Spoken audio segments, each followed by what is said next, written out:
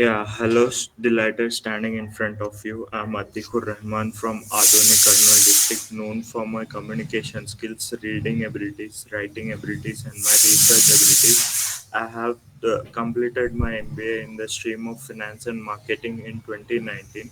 I have 3 years of experience as a data researcher. My designation is ESG Senior Reference Data Associate in ICE Data Services, Hyderabad.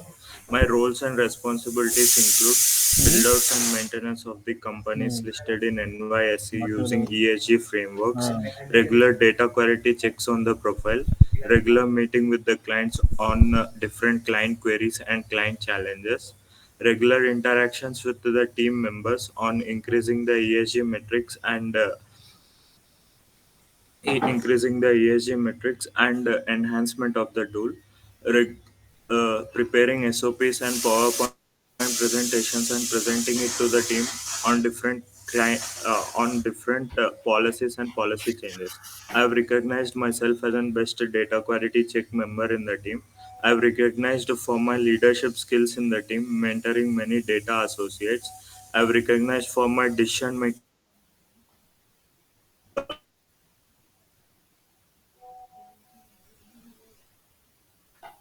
company in meetings and presentations. I think your voice is breaking. I think. I'm a self as Hello. yeah. Am I clear now? Yeah, yeah. Carry on. Yeah. Okay. So I have known for my decision making skills in the team. So I have done many. I have rendered replies to the clients in a timely manner. So I am a self-esteem, self-confident, and loves to work in the team. And I I can adopt myself in any work environment cultures. My three having a learning perspective, my 3 years of experience will bring an enhancement in reaching out client requirements. So why IB? So the spark started when I heard about the content about the financial crisis 2008 in our workshop in college. So I heard it as a new process. So I had an zeal and enthusiasm to learn about this market. So initially I started trading, which was not a good idea. After stopping the trading, I have learned many things about foreign exchange derivative markets, and then about many things about foreign markets. And then I was a part of job where I learned about RDM to the core. And then and then the journey started of learning about investment banking. Basically the journey started like in giving many people come to me many people come to me of hearing about investment opportunities. So I'm very much interested in giving suggestions to the many people around me. I'm very much passionate and having a learning perspective on giving suggestions. I I like to act like an investment advisory to many people. So let's talk about cash equities now. So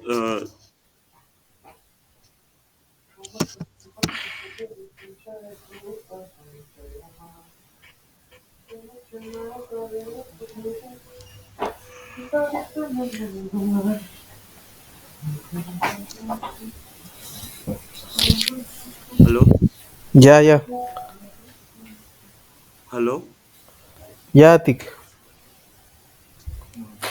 Chapatik. Yes, hello, yes. Satya. Yeah, Atik. Yeah.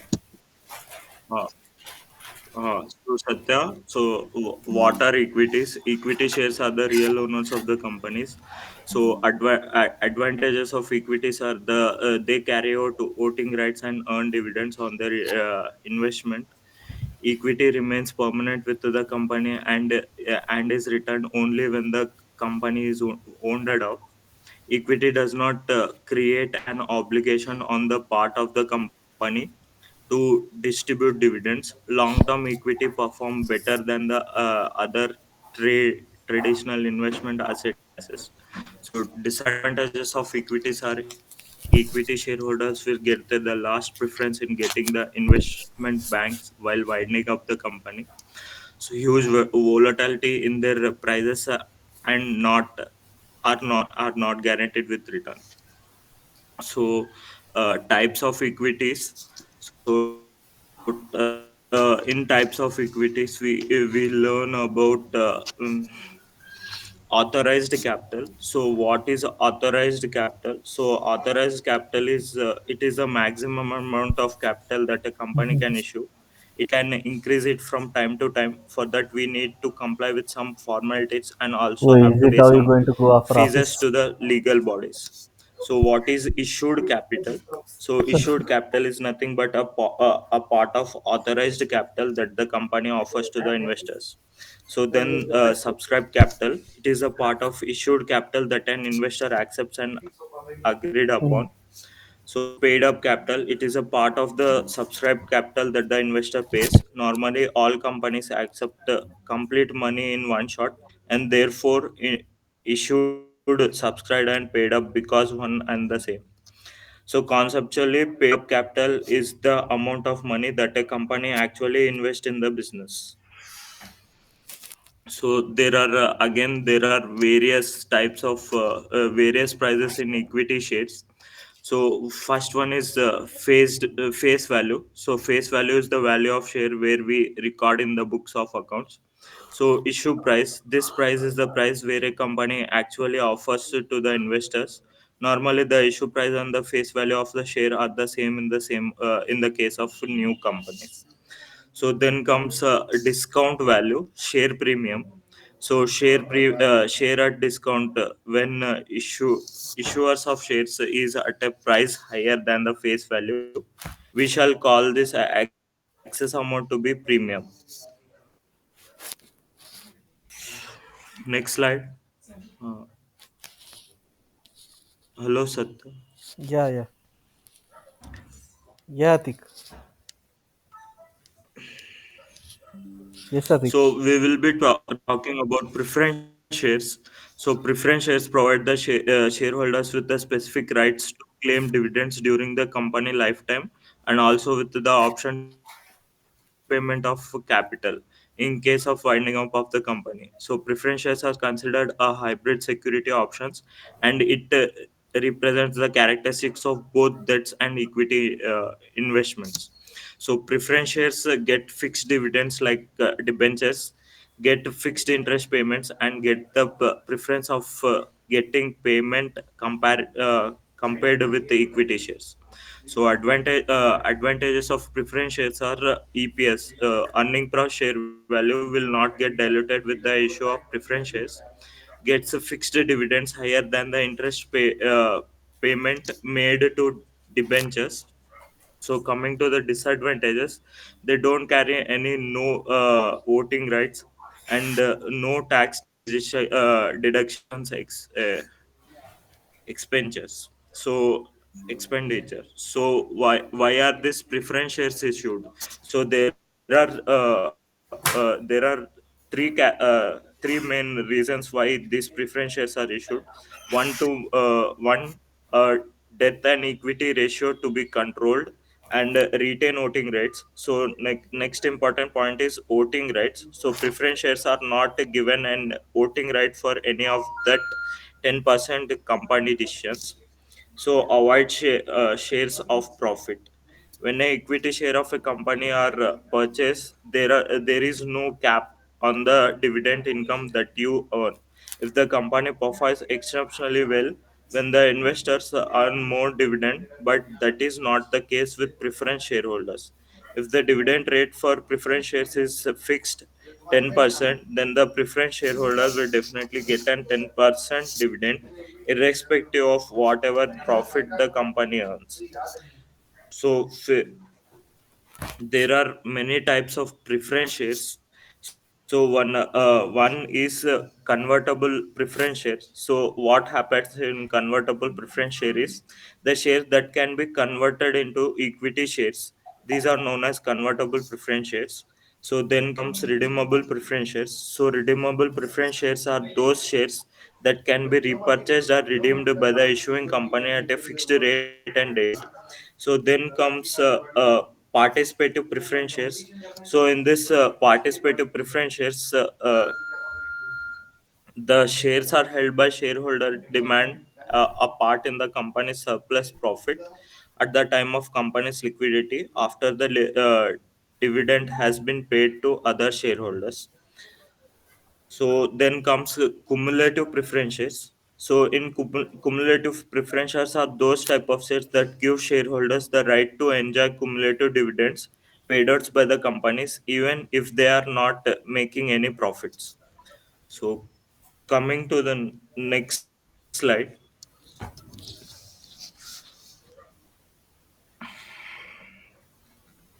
coming to the next slide, what are depository receipts? Satya, next slide. Yeah. Back or front? Okay. Okay. Hello. Yeah. Yeah. Yeah. Atik. Which slide? This slide. So, what are depository receipts? So, depository receipt is a negotiable financial security that allows to hold shares in a foreign public company represented by a physical entity.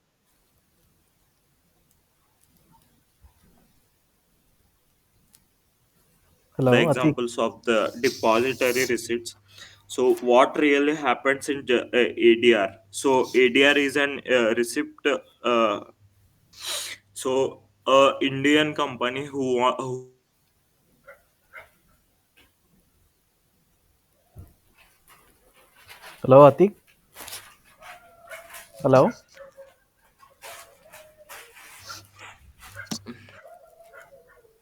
Hello, Atik. Satya, chappu Satya. Yeah. Yeah. Yeah. Go on. Nothing. Yeah. So, what is an ADR? So, how ADRs are done. So, if an Indian company wants to represent its wants to raise a capital from an foreign investors, so he issue a ADR, a special types of shares which can be tradable in the foreign countries. So ADRs are nothing but the shares which are to be issued in US, NYSE and Nasdaq. So the price of the ADR, one ADR will be equal to the three shares of the Indian company. So this phenomena will be decided by the custodian bank of an foreign company and uh, the company of the India which it actually had issued the share. So the process is very interesting, and there are these can be divided into the two types. One is basically a sponsored ADR. So here the bank and the business enters into a legal arrangements. The foreign company usually pays the cost of issuing an ADR and retains cost over it. And then comes a bank also issued an unsponsored ADR. So the certificate has no direct involvement. So participants and even permission for the foreign companies. And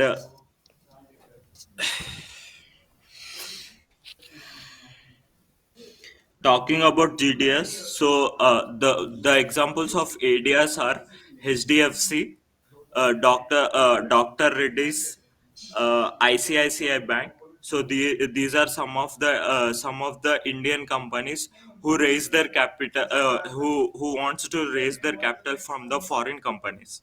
So next comes GDR, the Global Depository Receipt is a bank certificate issued in more than one country for shares in a foreign company. So GDR is a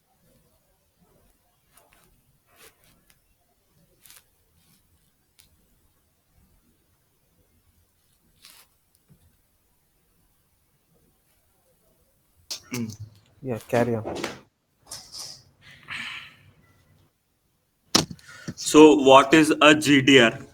A global depository receipt is a bank certificate issued in more than one countries for shares in a foreign company. So, GDR lists the euro markets with one fungible securities. So, other than US, so any Indian company to be uh, to be raising capital from their respective foreign companies other than US. These are listed in GDRs. So the last slide tell about the difference between ADR, GDR, and IDR. So what happens in IDR?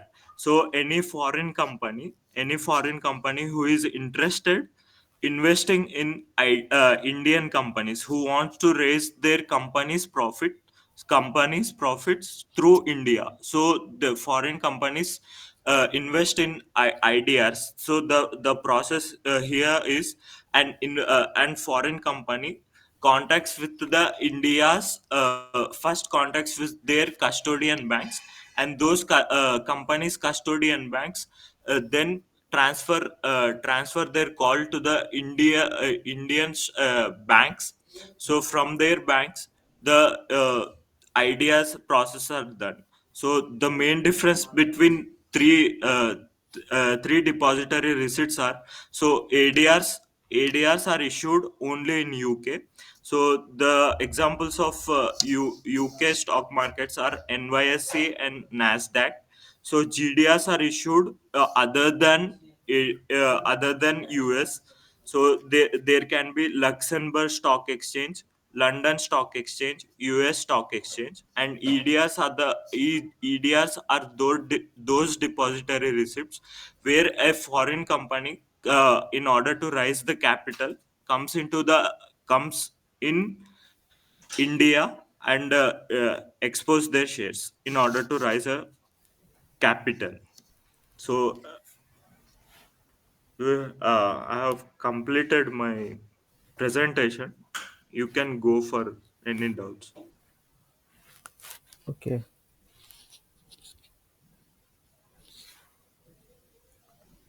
So,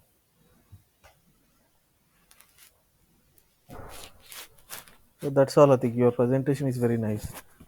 Yeah.